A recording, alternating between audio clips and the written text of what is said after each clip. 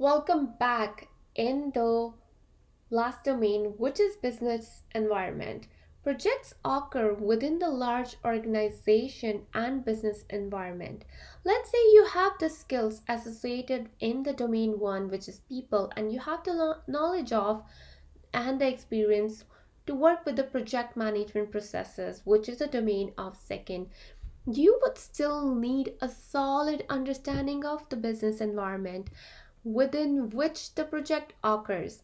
It is likely that you already understand this, but you may not have thought about it as a different factor. People, they really don't think about this as a different factor.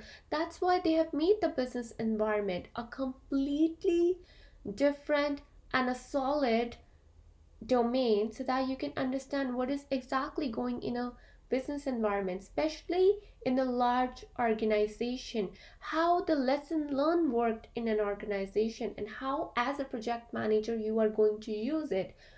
So, the basically more chapters in majority we'll be discussing here will be integration and the fundamental framework. So, these three domain and this business environment last domain, which is the third one, which covers the 8% of the exam, it's very important. It is all about how you understand it and how you're gonna grasp it, because most, I wouldn't say most, but yes, 90% of the exam questions are going to be based on the real life scenarios. Let's discuss more facts about the exam. Okay, so the exam test question and knowledge, application and analysis. This exam, it's not of, it doesn't test your memory. It tests your real life scenario things. And the exam questions would not be forward. It would be given you in a kind of a scenario that you are a project manager and what you are going to do in that particular scenario. I would say, if you are a project manager and if someone has asked you that, oh, your team member comes to you and the team member says to you, and you are a project manager, your team member comes and say to you, well, I found this process very good, so I have applied it. Well, if you are a non-experienced and a less experienced project manager, you're gonna see, oh, your team member has applied few resolutions, and you're gonna say thank you to them. What are you gonna do? I'm sure you're gonna say thank you. If you're saying thank you to your team member, it means you are a beginner. You need so much experience. But if you are saying to them, just concentrate over here, that if you are saying to your team member, well, thank you so much for doing that, but let me see that you have processed it right or not. That is a work of, I would say, a little more experienced person as a project manager. But this PMP is trying to find the perfect project manager, not the unexperienced, not the beginner, not the medium experienced one.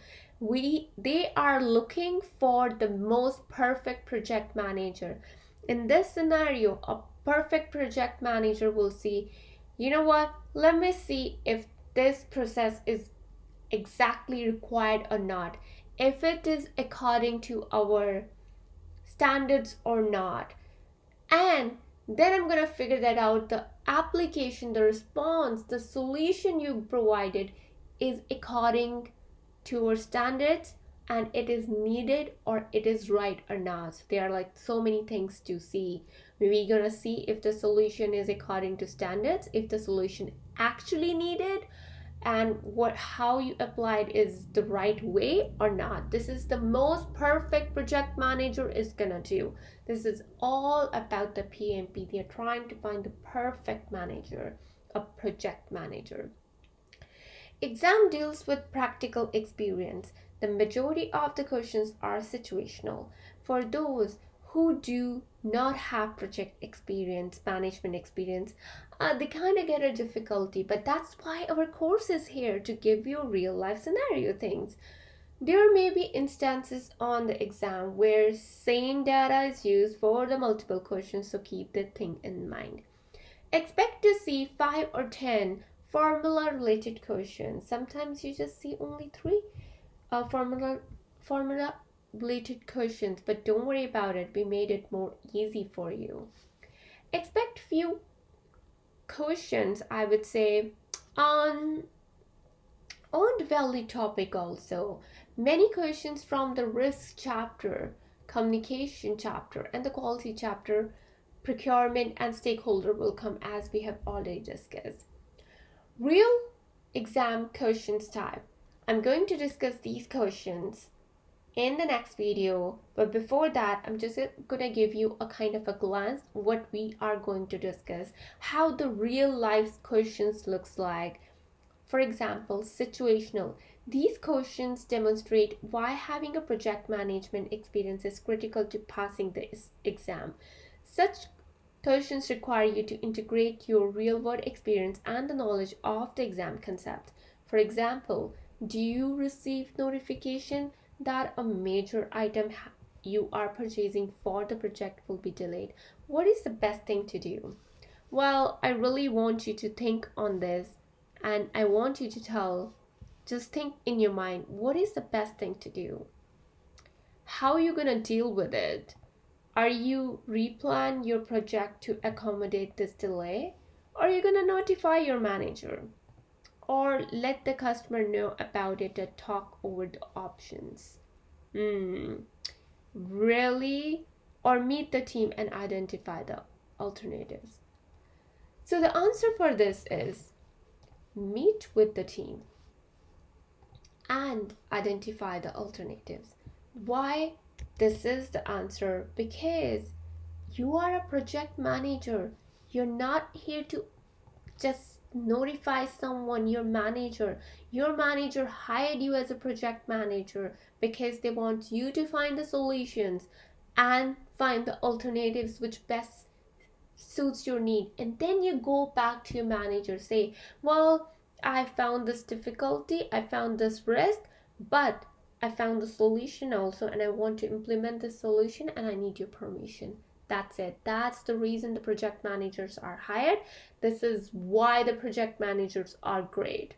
We are going to discuss more real life scenario questions which actually come on an exam, and how to crack those questions. I would help you out. And throughout the course, you will see there are tons of many questions you're gonna see which actually came on an exam, and most of the questions like those, it's going to appear on your exam. I want you to practice those questions so that you would be able to clear the exam in no minutes, and your time management should be very proper. See you in the next video.